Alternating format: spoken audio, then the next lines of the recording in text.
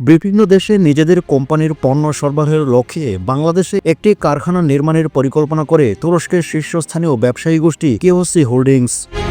বৃহস্পতিবার ৩০ জানুয়ারি ঢাকায় রাষ্ট্রীয় অতিথি ভবন যমুনায় প্রধান উপদেষ্টা ডক্টর মোহাম্মদ ইউনূসের সঙ্গে এ বৈঠকে এ পরিকল্পনার কথা জানান ফাতিহ কামাল এবিক্লুবো।